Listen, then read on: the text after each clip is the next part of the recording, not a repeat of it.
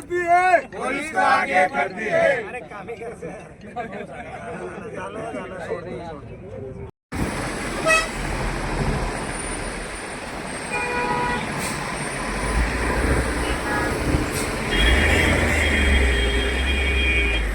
जो करना है आपको करो, नहीं तो 10 दिन के बाद हम लोग ये रोड ही नहीं चलने देंगे।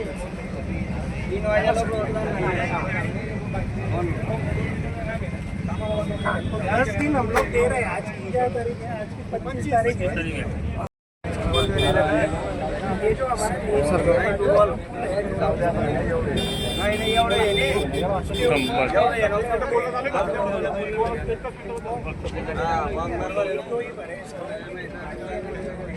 नहीं दिखने चाहिए, तो थोड़ा सा मतलब क्या है, सब लोगों का देखना ही पड़ेगा ना, है ना सर?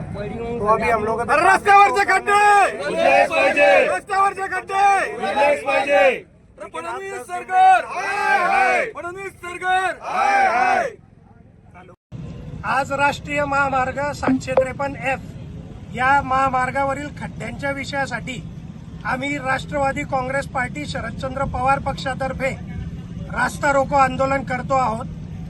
या रस्त्यावरून आपल्या राज्याचे बरेचसे मंत्री आणि बरेचसे मोठे मोठे नेते या महामार्गावरून रोजच ये जा करत असतात, परंतु सामान्य जनतेचे जे प्रश्न आहेत, तुम्ही जर आता बाजूच्या या आमच्या पुलावर बघितलं तर तिथे एक हातभर खड्डा पडलेला आहे आणि मागच्या 15-20 दिवसापासून बऱ्याचशा गाड्या, बरेचसे प्रवासी त्या खड्ड्यामध्ये अडकून पडत आहेत।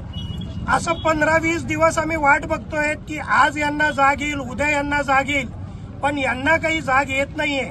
शेवटी या झोपलेल्या सरकारला जागा करण्यासाठी आम्ही सगळं नेरीचे आणि नेरी परिसरातील राष्ट्रवादी काँग्रेस पार्टी शरदचंद्र पवार पक्षाच्या कार्यकर्त्यांनी आज शेवटी रास्ता रोको आंदोलन करण्याचा निर्णय घेतला।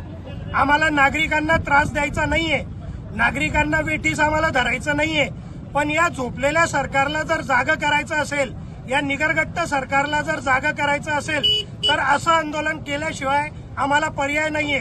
राज्याचे जे कुंभमेळा मंत्री आहेत ते 35,000 कोटीचा कुंभमेळा तिकडे करतायत, परंतु त्यांना 2-4-5 हजार देऊन इथले खड्डे बुजवायला त्यांना सवड मिळत नाहीये।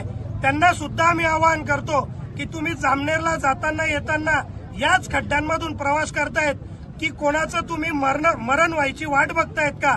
हा प्रश्न मला त्यांना विचारायचा आहे।